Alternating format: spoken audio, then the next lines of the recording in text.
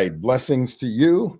Welcome again to a special edition of UrbanLogia Live. This is your friendly favorite neighborhood apologist, Damon Richardson.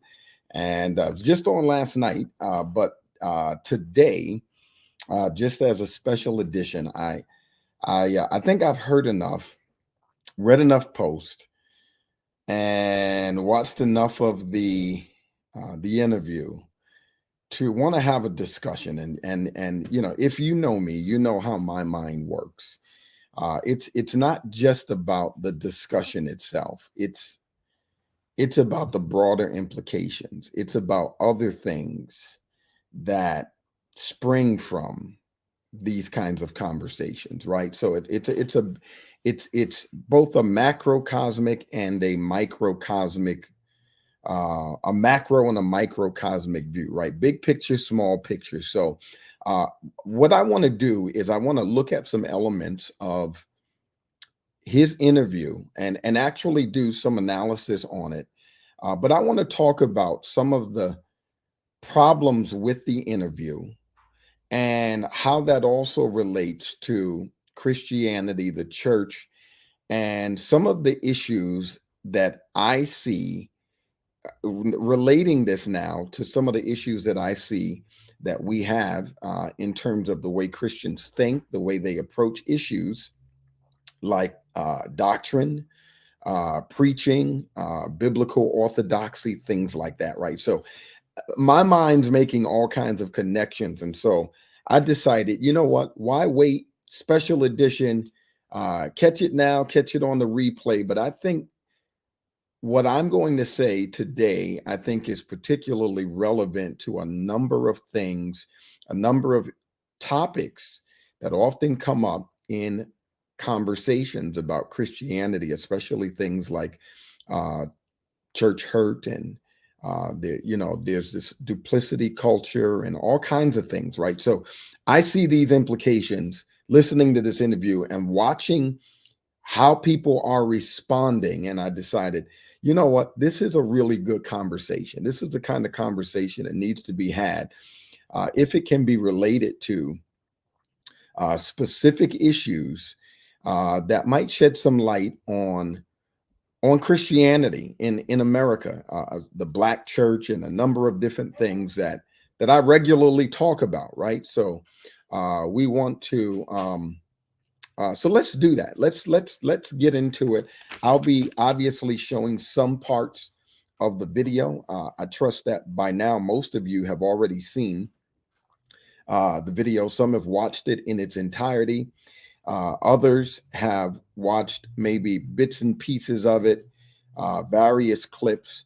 But by now, most of you are already familiar with the interview and why the interview is problematic. So, or why you even like the interview, right? So I've seen a whole range of responses. There are people who are really, yeah, get them, Katt, tell them. And they're really with that. People are really talking about, man, he's really telling the truth. You've got some people saying, man, this guy's got some mental health issues. There's, a whole range of reactions to, hold on one second. Let's get this. Go. There we go. All right. Cato wanted to get in the video here, had to send him away. So, all right, my bad. All right, so that's what I want to talk about. I want to really get into. I got distracted. I hate when that happens, but that's what I want to get into, right? And again, some of what I'm saying is obviously opinion, right? So everything is not necessarily fact-based that I'll be saying. Some of it will be my opinion and my thoughts on it.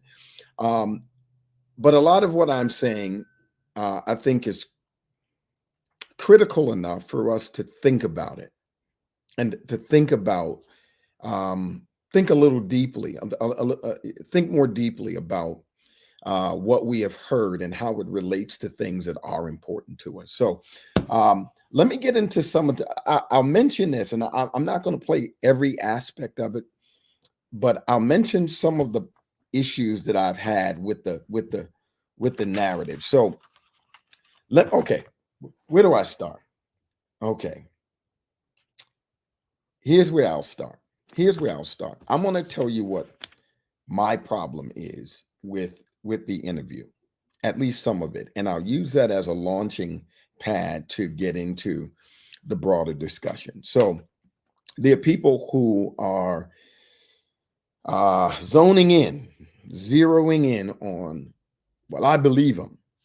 And I think in any conversation, people do often tell truth, right? So did he tell the truth in certain parts of his interview? I'm sure he did, right? I don't know any conversation that's just completely a lie. Like every aspect of an interview or a conversation is just a whole lie. I mean, even in Matthew chapter 4, the devil didn't entirely lie, right? Doesn't it say here in this verse, and doesn't it say here, and doesn't it say here that's true? There were some untruths, however, mixed up in there, but that part is true, right? And the most dangerous kind of lies are really the half truths, because it's got enough truth in there. In fact, sometimes even more truth in there that sandwiches the lie and the untruths, the deception, so that you don't recognize it. And so I think that this is the issue here with this interview, and I'm going to tell you why it's a big problem and how it needs to be a big problem for Christians, because we just can't possibly accept the nobility of truth telling when it's sandwiched between a lot of lies. And I'm going to tell you why that's a problem, because the pretext to the entire conversation is I'm here to tell the truth. And I don't know why liars lie. I can't tell you why liars lie, but they do. And so the pretext is these people are lying, and I'm here to set the record straight, right? And I'm a truth teller 100% of the time. You might not like me, you may not care for me, but count on this: when I'm speaking, it's the truth, which means that he has a loathing for and completely finds detestable comedians that lie, right? That's the place that he's coming from. So it's inexcusable then for you to take aspects of your life, your personal life, and just completely lie about it. And people can say, oh, it's just an exaggeration. Exaggerations can be lies too, right? And some people say, oh, it's just tongue in cheek.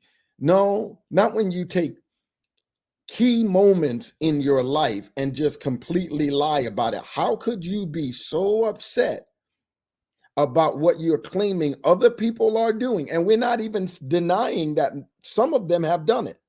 But how could you really be that upset about that while placing your contention with them inside a lot of other lies that you are telling? I just have a problem with how we can appreciate the nobility of what we think is truth telling when it's framed and couched in the lies. And another issue that I have with that, as you start relating that to Christianity, is that, well, that's exactly how false teachers succeed. Because there are people who will hear some of the truth that they're saying and say, see, this is exactly why this person is a good teacher, and completely miss the fact that they're constantly giving out false prophecies. They don't teach sound doctrine. They toy around with heresy here and there, but every now and again they tell the truth. And what I'm saying is that this is not a chew the meat, spit out the bones kind of issue. When people lie habitually and they tell big fish stories, it really discredits the truth that they're telling. Because now the challenge and the issue for you is how much of that is really the truth?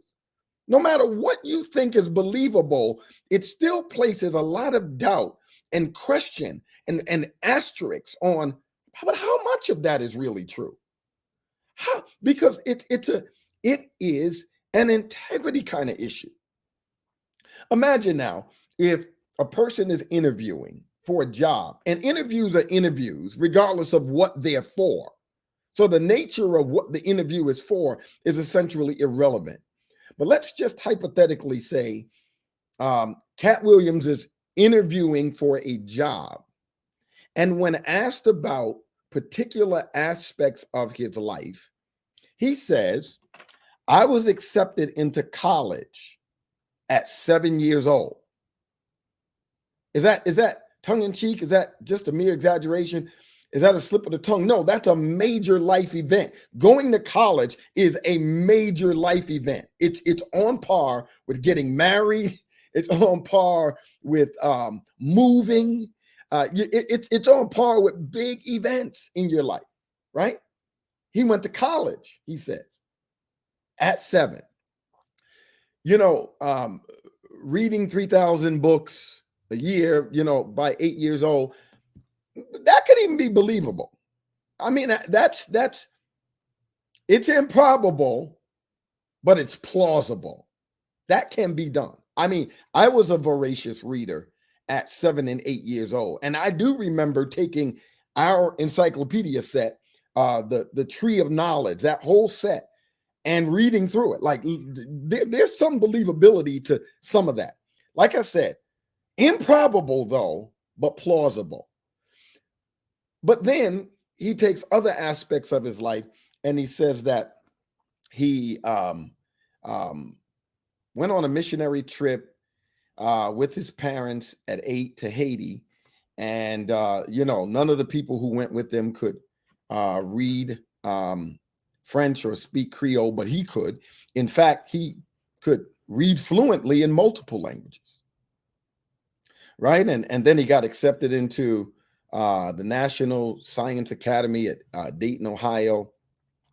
And what else does he say? He says, even at 52 years old. Now, remember, he's in an interview and they're asking him, tell us a little bit about yourself. And he's like, right now, I can go right outside. Remember, he's 52 years old. He is a year older than me. And he said, I can run a sub 4.1 in the 40. And then he goes on and he talks about how at 5 years old, he gave a performance in front of about 10,000 people wearing a suit and tie, and mentions that, just a number of things. I'm going to get into some other things that he said, but here's the problem with that. What if you found out as the interviewer that none of those things were true, and yet he's the best candidate for the job? Oh, because, in my book, Real Talk, Katt Williams is probably the most natural, funniest comedian out there. And there's a number of them that I like. I like Dave Chappelle. I like Dion Cole. There's a few others that I like. But in terms of like the funniest, most natural comedian, for me, it's Katt Williams, hands down. So in this job, whatever the job is he's applying for, he's really the most qualified for the job. But he gave these kinds of indiscrepancies in his background that just didn't check out, right? And so you don't hire him. And you don't hire him because if he's lying about that, what else is he lying about? That's an integrity issue. And, Grandma and them were right. If a person would lie, they'll steal. So let's check out where some of the indiscrepancies are. First of all, look it up. There is no National Academy of Science in Dayton, Ohio. Such a school does not exist. That's number one, right? And on other websites, it says that he went there at 12 years old. but the academy just doesn't exist. He also said that he graduated, I'm sorry, he was accepted into college at 7 years old. When a person is 7 years old, they are in the second grade. That means that he would have graduated high school at 7 years old in order to be entering into college in the same year, which would have made him a second grader. Which school was that, Katt?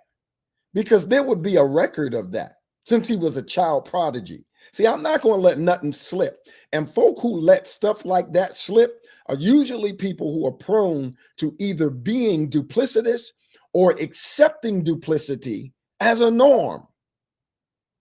And that's not healthy for nobody.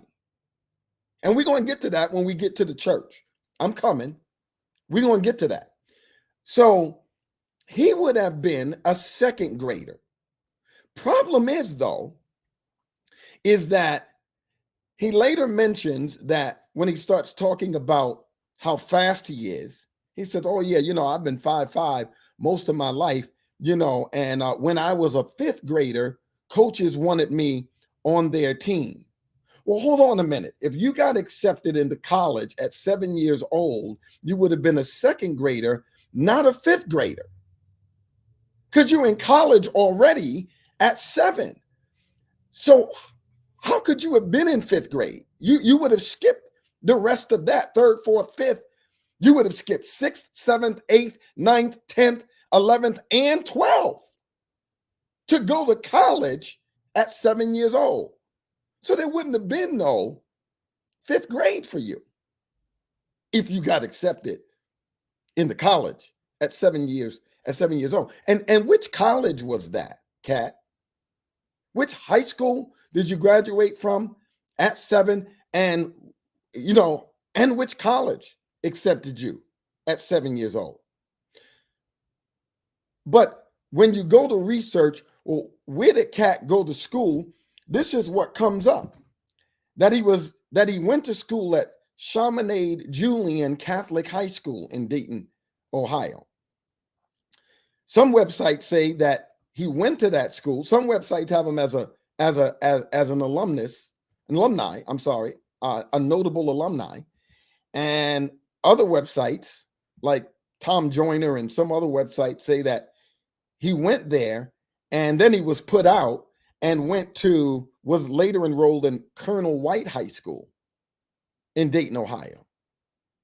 So then it seems like you actually went to high school, that you didn't go from second grade to college, right? Now, no record of whether or not he actually graduated, but that would also then mean that you didn't run away from home at 13, get in the back of a semi-truck with $2,500 in your pocket and a pet Rottweiler puppy going to Miami, because the timeline doesn't match.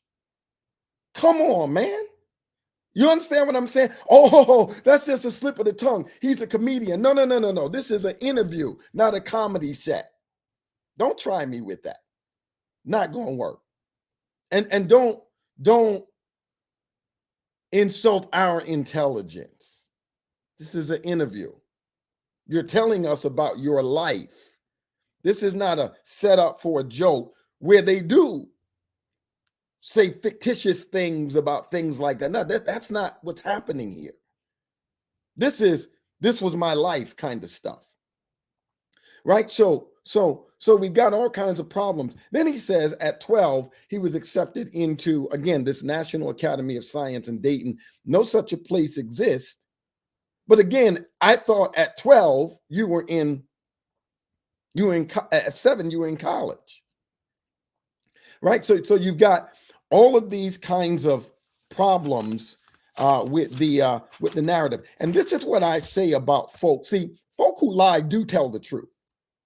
So we're not saying everything is a lie.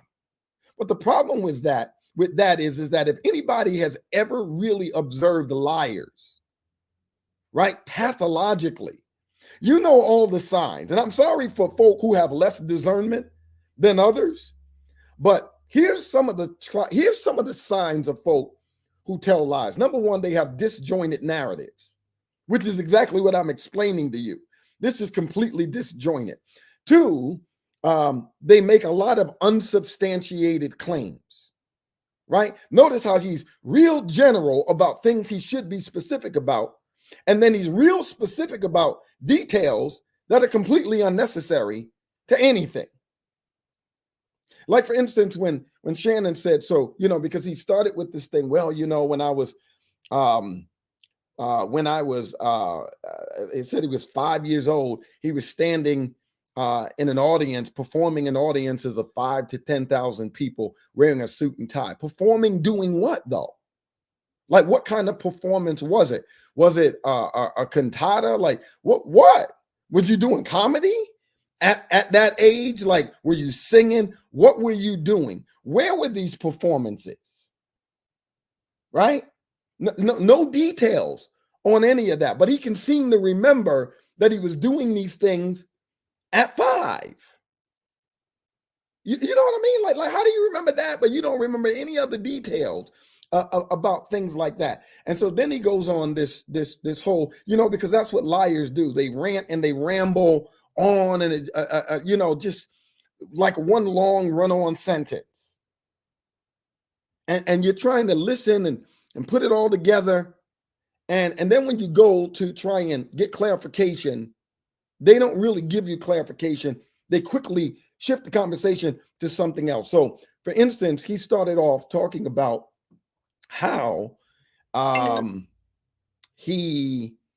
what did he say? He said that, when I was younger, I really wanted to do things, that just didn't even exist at the time, but everybody else really had a different thing in mind for me. It was only acceptable to really say things like I wanted to be a doctor or a lawyer. But I really didn't want to be any of those things. I wanted to be other things that didn't exist at the time. What things are those though? Like, what didn't exist at the time that you wanted to be? Because that's a real important issue. Remember in the Malcolm X movie, which actually did happen in Malcolm Little's life, where he really did want to be a lawyer, and he knew he specifically wanted to be a lawyer. And his Caucasian teacher literally was like, that's not for you, Malcolm. You ought to do something with your hands, a little bit more skillful, not be a lawyer, right? So he's really trying to, dissuade him away and redirect him into something that he didn't feel was something he felt more fitting for an African American, right? But notice how in the autobiography, Malcolm was able to recall that moment and recall exactly not only what he wanted to be specifically, but what his teacher was trying to push him into. Not with Katt, though. I wanted to do things that didn't exist at the time, but what things are those? And so then Shannon replies and he says,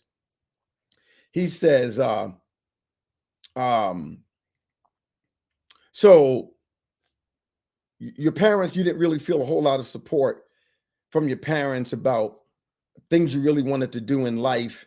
And they wanted you to be something else and this, that, and the other. And you didn't want to be that. You wanted to do some other things. Is that how it went? He was like, oh, no, that's not really. See, when I was in high school, I mean, when I was younger, like right now, I can actually run a 4.1. You see how that just, like, that's what you call a juxtaposition. Like, these are two things that are entirely unrelated. And when Shannon is trying to ask a clarifying question, he switches to how fast he was and how fast he even is right now. Listen, my guy, you cannot run a 4.1, 4.2. You can't run no 4.4 even. Not at no 52 years old. No, man. No, sir. But you see what I'm trying to show you? That's how liars work. And they're always looking downward to the left or to the right. A psychological analysis of liars will tell you that the reason that they look to corners when they're asked questions is because they're trying to access creative spaces in their brain in order to make something up in the moment. If there are any psychologists on right now, or even sociologists, they'll be able to tell you that what I am telling you right now is 100% true. And that is what he did throughout that entire interview. Except for the moments, and these are when you know the moments that he's telling the truth. He's the most passionate. He's making the most eye contact. He's consistent with his story. And you know, like, I absolutely believe that Cedric the Entertainer stole his joke. I get that. I absolutely believe that. But some of y'all love these kind of call out kind of things because y'all are just messy, toxic folk, right? Everything he says is not the truth, right? There are a lot of problems in this. And there's a lot of problems with folk who think that this is good. This is not good. This is not good. It's not good, right?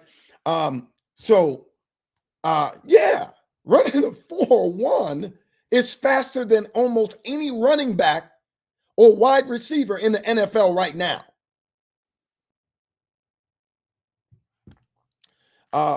So a lot of problems with what he's doing, right? So are there some truth? Is there some truth telling in that? Yeah. Okay. Let's talk for a minute about, I'm going somewhere with this, but let's talk for a minute about what he says about Cedric the Entertainer, right? There's even video where he's telling this joke. He wouldn't be the first person who had a joke stolen from him and that person reworks it and then does it somewhere.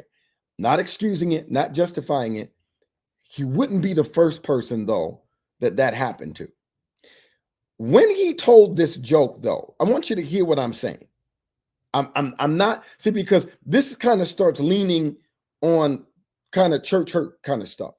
Follow me, if you will.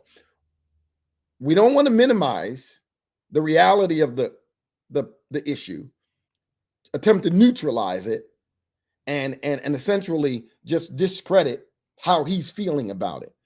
His feelings about what happened to him are real. And there's a way to affirm that, right? But when this happened was in the 90s. BET Comic View was in the 90s. He talked about how this was his best joke, a defining joke, so forth and so on. Let me say it like this. I can even get with you if you say he stole it and it really bothered you. And it also bothered you that he didn't really acknowledge it, because sometimes it's the principle of the thing that gets you the most. Like he just took it and then even acted like he didn't take it and lied on it. I'm with you when you're right. And I can get that. I can get that. And I'm not even trying to blame the victim or even present a get over it already kind of narrative. But I am saying this, though. That was one joke, and I'm going to tell you about it. That one joke would not have made Katt Williams' career, because he has told hundreds of jokes that are far funnier than that one joke that Ced stole from him, right? So that one joke would not have made his career any better or worse than it already is. And on top of that, that one joke did not define Cedric the Entertainer's career. That's not the joke he's most known for. If you were to ask me, what do you most remember about Cedric the Entertainer's King of the Comedy routine? And I'm going to tell you about, for me, I'm gonna immediately remember when he talked about Jesus turning water into wine and how black that is. Like that Jesus had to be black. Like, boom. You know what I mean? That was a classic joke for me. Right now, maybe you do remember, the spaceship or the car, and he's backing up, and how you got to turn maybe you do remember that, this side or the other. My point is that didn't define Ced's career. It wasn't why he was even on the Kings of Comedy. Right? So the narrative doesn't work. And what this really does is it just really sets up a me against the world kind of narrative. A paving the road, a paving the way with excuses for why you don't think you are further than where you are. Listen, it wouldn't be because he stole that one joke. That's not why it would be. I noticed how he just started going in on everybody. It was like, Ced, Ricky, Steve, yeah, they all hang together.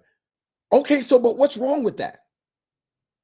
Is it that them hanging together is that coalition the result of a conspiracy against Katt? Or maybe they like each other. Here's what I want you to do. Go on Netflix, if you haven't already seen it, and type in the word headliners. And it's a whole documentary about Chris Rock and Kevin Hart. Right? I don't really think Kevin Hart's really the funniest guy, but I'm gonna tell you what I really appreciated about this documentary. It's mostly about this collaboration between Chris Rock and Kevin Hart, and how Kevin Hart is really giving Chris Rock his flowers, and really talking about how he really helped him develop his craft, open doors for him, and how he opened doors for other people. And they get into how many comedians, or comics as they would frequently say, they would work together, and then they would say, hey, you know what, this joke's not working for me, you try it. And then they would say, hey, you know what, I'm not getting this success, because they would do these jokes over and over and over at various places. I'm not getting the best results from it. Have another comedian look at it and say, here's how you tweak that, try it this way. And what I noticed is that there is a camaraderie and a working together that happens in comedian communities that Katt Williams doesn't seem to be a part of. And listen, before you start throwing around your opinion, that reminds me so much of folk who have so many negative things to say about Christianity and the church. And I'm going to tell you one of the big problems that I have. It's not that they don't have any legitimate gripes at all. It's the fact that they are rogue, and that they love to operate outside of community and then blame people when they're not getting the results that other people in the community are getting. Katt Williams does not have a community. And could it be that some of his biggest problems are the result of not having comedic community? And could it be that part of the reason he doesn't have comedic community is because he doesn't seem to even like anybody? He doesn't seem to even talk about, and the only person he spoke well of was Mark Curry. He said he liked Dave Chappelle, but he doesn't talk about any kind of relationship with him. He even mentioned, I took about 50-something comedians with me on the road. Who though? Who are they? And what happened to their careers? What did you actually do for them?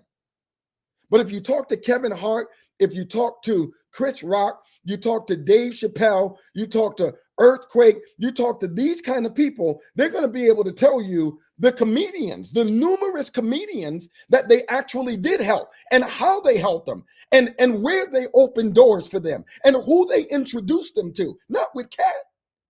Who are these 40-something comedians you took on the road with you? Right? So there's a problem with that.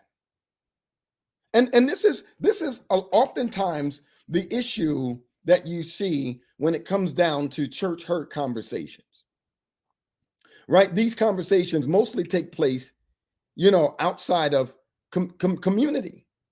You start asking these people, well, where did you go to church? Some of them can tell you, a lot of them can't. Folks will say, oh yeah, I used to go to church. I don't go to church anymore. They can't really be specific about what church it was. Or yeah, I wasn't learning anything. But who are you talking to? What kind of questions were you asking, this, that, and the other? They can't give you any of those details. Right? And so there's just all kinds of problems with it. And the rave reviews, I think some people's reactions to this is really misplaced and misguided. It's wrong-headed. This is not an honorable thing. And if you think stuff like this is honorable, check your heart. And it doesn't, again, it doesn't mean he didn't tell any truth. But check your heart that you think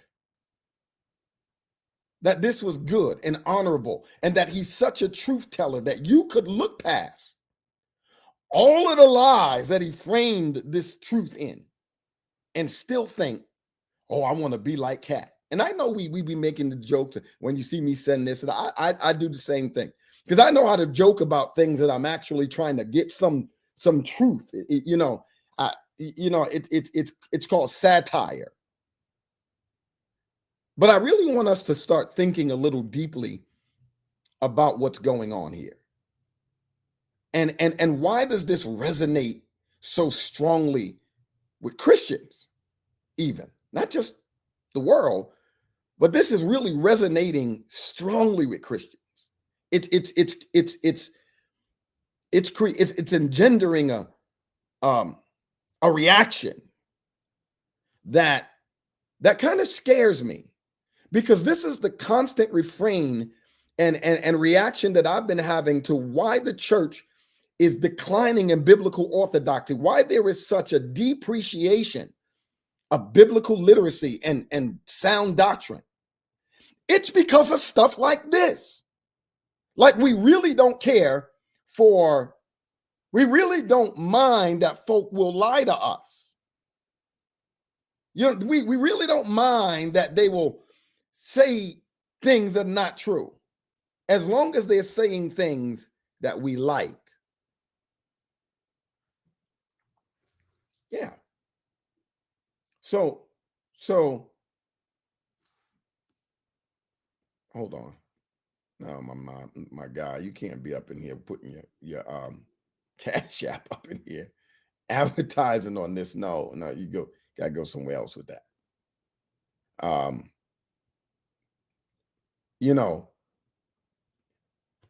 Another thing I'm going to tell you that I have a problem with is that he does talk about how, and I've heard other people comment on this as well. So it's not all my original thinking, but I've heard other people commenting on it, and I feel the very same way. How do you constantly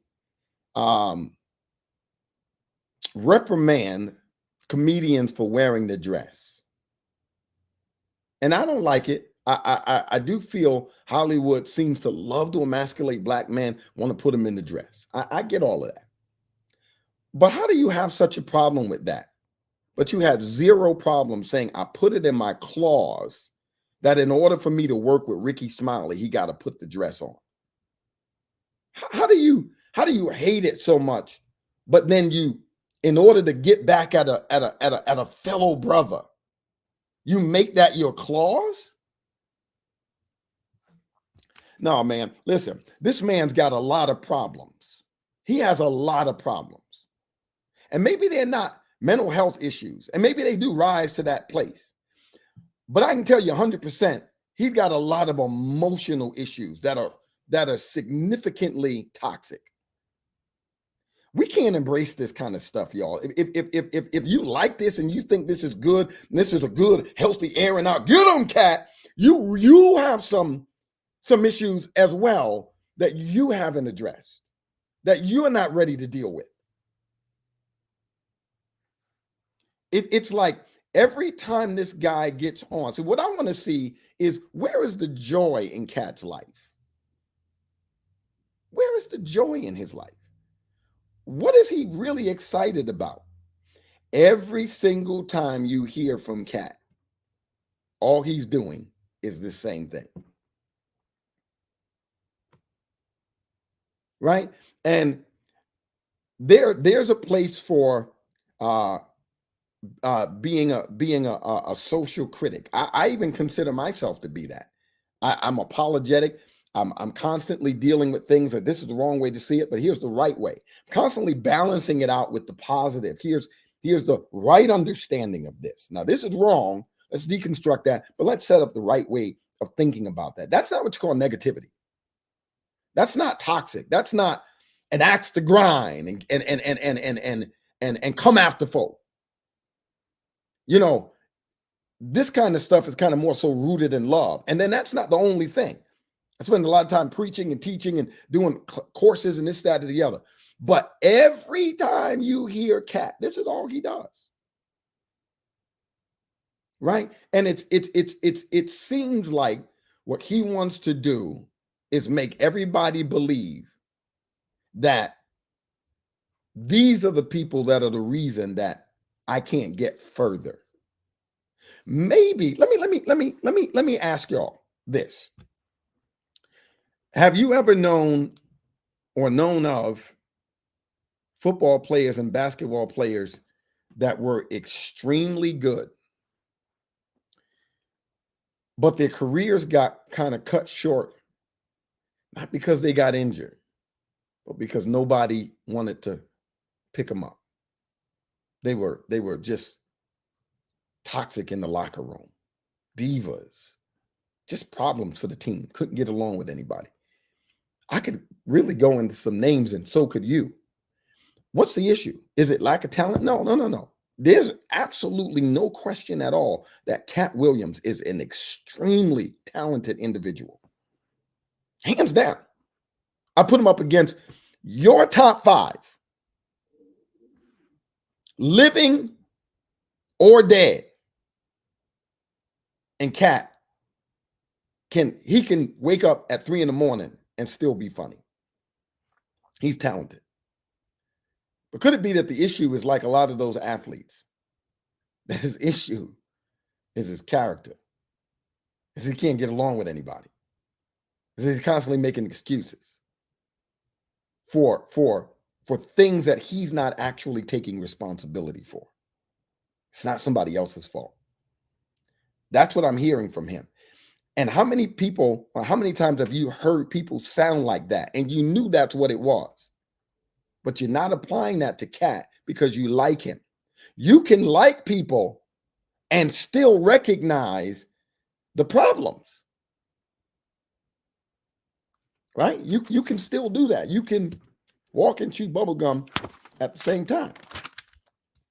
It's not a hard thing to do.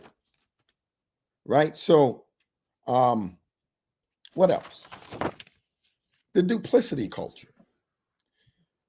Duplicity. See, if you can minimize lies because, I'm just trying to really get to the truth, then you can minimize the duplicity that is prevalent in various places in Christianity. Like, we all know a good handful of preachers that got DDs, didn't do it, from diploma mills, and they're running around calling themselves doctors while preaching the truth of the gospel. That's duplicity. If you took that honorific, because that can only really go on the honors and certificates, even if it's legit, but you can't wear it as a title because you didn't earn it, right? DD, Doctorate of Divinity, didn't do it, right? You didn't do it. But there's some people who in the church, there's a whole culture of preachers in Christianity that despise theological education and its entire process. because they're too lazy to study anyway. But they don't mind stealing the acclaim of an educational credential. So they'll pay a couple $100 or $1,000 to a diploma mill. This is common, y'all. To a diploma mill. Or they'll get a diploma mill, non-accredited, bogus institution, to even give them a bogus honorary doctorate, which is even worse. It's one thing to act like you got an earned doctorate from a diploma mill, but it's an entirely other thing to get a honorary doctorate from a diploma mill. Like, how honorable could it be to get an honorary doctorate from a dishonorable institution? See the irony in that? But don't get me, I got a whole video, in fact, where I'm actually telling you some of your favorite preachers, where they got those kind of bogus degrees from, like the bogus institutions that they actually got the bogus degree from. Like it's a big thing. And it continues. You want to know why? Because it's okay in some church cultures to be duplicitous. Because as long as you can hoop, as long as you can say a word and tell the story, then nobody cares about that. But how do you then turn around and say you love the truth, though? When you're operating in a culture of duplicity, known duplicity. See, you know, these are the kind of conversations that we've got to have. We've got to take conversations like this and then say, wow, you know, let's have that conversation and let's look at the implications of that as it, you know, in relationship to what we really did. And could it be that part of the reason why so much of this is resonating with so many people in ways that's got them cheering is because what's resonating with them are the most toxic aspects of it. You feel overlooked. You feel like somebody owes you. You're entitled to. Maybe somebody did steal from you or hurt you. That doesn't define your entire life. And to go back to the 90s, when somebody did this as an excuse for where you are in 2024 says more about you than it does about that person. I remember a long time ago, I heard somebody say, you know, knock me down, you know, push me over in my chair. That's on you. Come back 5 years later and I'm still laying there. That's on me. Right? So,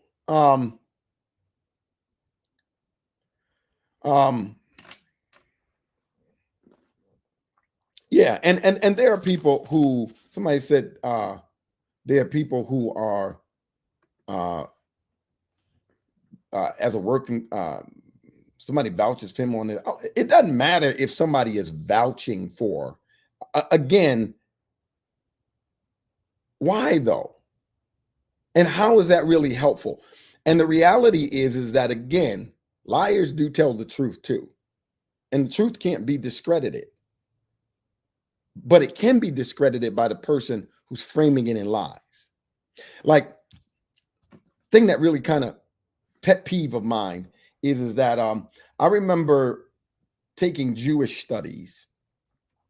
This was back in say around 2007, somewhere around between 2007 to 2009 or 10, doing Jewish studies, and came into contact with a lot of Messianic studies, Jewish root studies, and those kind of authors, because it just becomes part of the emphasis. You run into a whole lot of people who have the same interest and they do different things with it. Then you start running into people, you know, who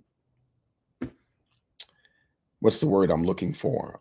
Fascinated with all things Judaism, this, that, and the other. So you just kind of run into all of that. One of the things that I remember noticing as I was really looking at Judaism in its ancient Near Eastern context, and also studying Judaism in its Second Temple period, looking at Jewish literature, rabbinic literature, the entire rabbinic period, the developments of Hebrew as a language, Hebrew thought, and all of these different kinds of things. Just looking at all of it and reading a lot of books about it. One of the things that I noticed a lot was that there were certain individuals who spared no expense at exaggerating things just to make points that they really didn't even need to, that was completely unnecessary.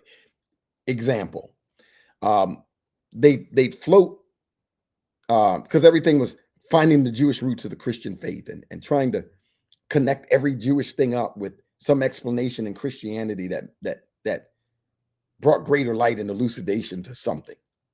So there's this motivation and this fascination and this zeal to find some new noble thing, right? So then they started coming up with things like when Jesus folded the burial cloth he folded it up and put it in its place. That there's this Jewish practice, at dinner whenever a person is satisfied with their meal, they'll throw the napkin in the plate. That means they're done. Whenever they fold it and set it off to the side, that means that they're not finished, that they'll be back to eat more. And when Jesus did that, that was an indication of his resurrection, that he's going to come back, and stuff like that. And then it was always, there's this Jewish custom. And then you go to look up, well, what custom was that? Where'd they get that from? And all you find is about 10,000 other websites saying that same exact thing. And you never really get back to the Jewish custom. And what was the person after? They just wanted to find, they were zealous to be able to find another way to prove the resurrection. Well, we already got enough proof for that. What we really didn't need is for you to create some exaggerated, sensationalized, so-called Jewish custom. Because now all you succeeded in doing is bringing discredit to the resurrection. Because now that gives the skeptics and the agnostics reason to say, well, if you would be that zealous to come up with a story, what's to say that the apostles and the early Christians were not also zealous to make something up? Now, we got something for that. But you see what I'm saying? You don't, if you've got some truth to tell it. Don't frame it in a lie, because all you really do is then bring discredit to the truth you're telling. So no. I don't appreciate, and you should not appreciate, people who frame the truth in lies. Because what part is the truth now? How do we extract the truth from the whole thing when so much of it, listen, I got a glass of water, somebody put a little drop of cyanide in there. What am I going to do? Extract the cyanide out of the water? The whole glass of water is poison now. It's all poisoned. Because once things filter into something, osmosis, it becomes part of it. You're not going to be able to extract that poison out of the water. You filter a whole lot of lies and truthful things. You might be able to recognize some elements of truth in it, but the reality is that the lies have done great damage to the truth.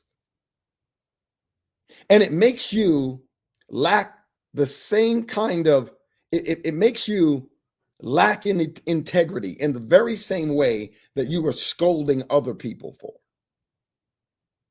Because that's how he kept mentioning over and over, truth, truth, truth, truth. So just because a person says they're telling the truth, does that make it true?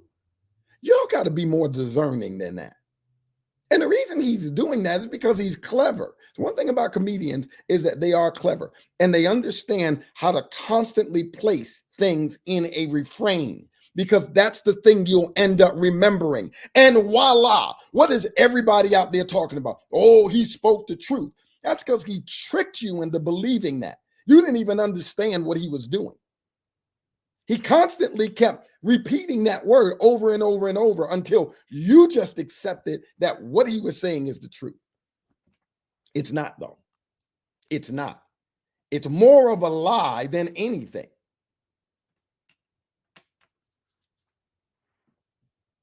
Yeah. So, these are the kind of things that I see, and then I relate that to the church that Christianity and the Church of Jesus that I love. My critiques are reformative. It's the 95 thesis. It's how do we get better, y'all? Not to separate myself from it. That's why, and that's exactly why. See, folk who have that kind of critique ain't even in nobody's church. They don't even love the church. They don't even care about the church.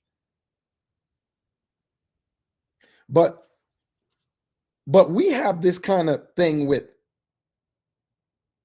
duplicity and truth-telling all wrapped up in the same thing. That's why we love a guy like a Jamal Bryant. I can't even count. If I had $100 for every time I heard somebody say, oh boy, boy, he be on some stuff, boy, saying some crazy stuff. Boy, but he'll speak the truth though when it comes down to justice and this, that, and the other. You see the kind of schizophrenia that we have about stuff like that? We'll know that the person's, they lack credibility in their exegesis. Jesus was wrong 85% of his life. And you got jokers like Marvin Sapp crying and acting like the whole church, amen, amen. How does that fly? How? I'm going to tell you how it flies. Folk who profess to be Christians who love their truth wrapped in lies. They don't mind. They really don't mind. Sprinkle a little truth in there. Yeah. It's like truth is a seasoning. The rest of it is lies. That's how it happens. And if we can't recognize the pattern in stuff like this, then we're in trouble. We're in more trouble than I even realize.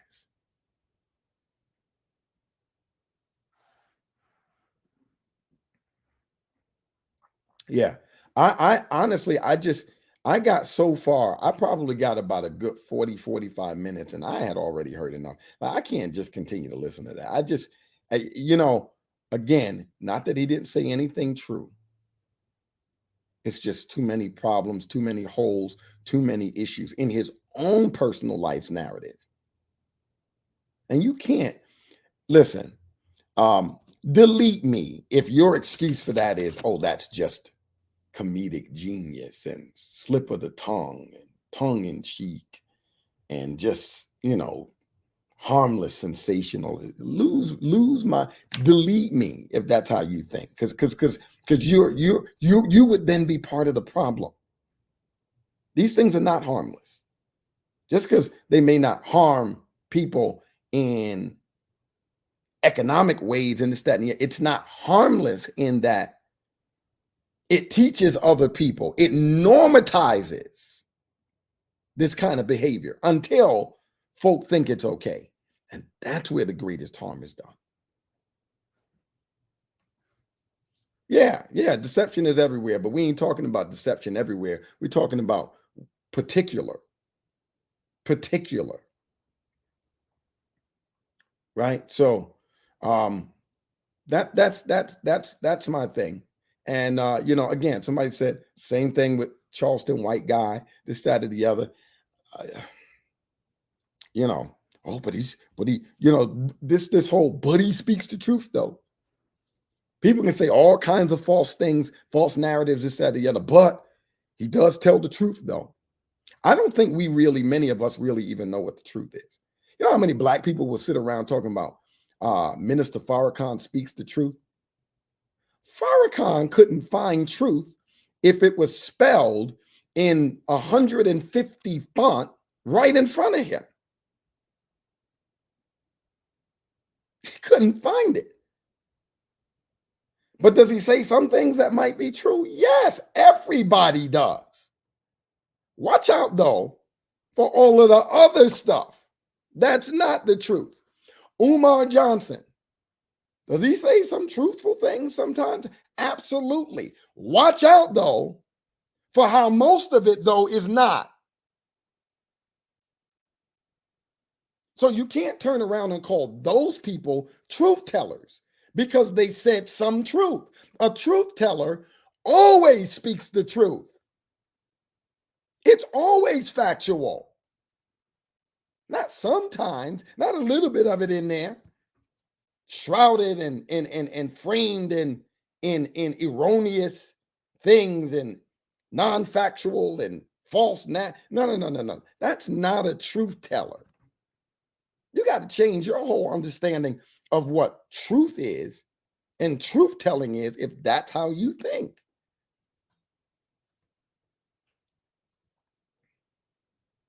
Yeah, and I hear people, they're saying, oh, the 3,000. He didn't say 3,000 books a day. He said about 3,000 in a year. Like I said, that's, to me, that's improbable. Given the fact that he said a whole lot of other ridiculous things. It's plausible, though, that a person can do that in a year, even at a young age. I mean, that's plausible. I doubt it, though, because this is the same dude who in the same breath said he got accepted into college at 7. And we know that's a lie. That's a lie. Right? So more than likely he didn't. But it's not far-fetched that a person could. Right? That's what I'm saying. It's not implausible. It's improbable. I was listening at some of the other stuff, though, and watching his body language and all that other stuff. Like, I could look at him and tell when he was telling the truth. Again, he'd make greater eye contact. He was more passionate. He was more consistent, and this, that, or the other. And he starts stumbling around and looking here and there, trying to find something creative to say, impromptu, when he's lying and rambling and going from here to there in a disjointed way. So that's what I wanted to say. That's literally what I wanted to say about Katt Williams, the church, duplicity culture in Christianity, and all of that. That's those are my thoughts. That's what I wanted to say. And like I said, maybe some of what I said is just my opinion. Some of what I said is straight fact. And a lot of what I said, we ought to really consider, significantly, critically consider, because it has greater implications across social media and other spaces in society, more so than we even realize. We cannot possibly accept that this is good or that this is somehow noble. This is not noble. Katt Williams, he needs some help, some emotional support, maybe some counseling. Maybe there is some mental health. Mental health doesn't necessarily make anybody crazy. You know how many times I've had counseling? I need counseling right now. God knows I need some counseling right now. I got issues I'd love to be trying to work through. I'd love to be laying on somebody's couch, taking a stroll down age 3, 4, 5 and coming all the way out. I'd love to be doing that. We all need to look after our emotional health. But this is exactly what happens when you're not looking after it. You know what I mean? This is what happens. You start unraveling, you start coming apart. It's not, this is not a laughing matter. It's as funny as this guy is, he's coming apart. And maybe some things actually did happen to him to hurt him, but you hurt yourself over and over and over when you try to empower yourself with your own hurt. you start victimizing your own self then. You can't empower yourself with your own hurt unless somebody helps you strategically to kind of rethink how you relate and react and deal with how you've been hurt, right? You gotta have a different way of dealing with it. That is what empowers you, but not the hurt, right? Clearly he's hurt. Clearly he doesn't have any friends. Clearly he doesn't have any community. And he's just going to continue to go down the rabbit hole as long as it's me against the world. I know y'all like that, but that ain't never work out good for anybody. It didn't work out for Tupac. It's not working out for Detroit. All my friends in Detroit gonna get me for that one, because that's their thing. Detroit against everybody. How's that working out? Right? Ain't nobody worried about Detroit. Y'all don't have good hot dogs. You don't have good pizza. You know, the Coney, y'all stole that from us. Coney Island. That's a Brooklyn thing. That's a New York thing, right? Ain't nobody worried about Detroit, but it's Detroit against everybody though, right? I had to throw that in there. I do that all the time. I got nothing but love for Detroit. I got nothing but love for my people in Detroit. I'm just making the point, and I'm trying to make it in a humorous way. You get what I'm saying, though.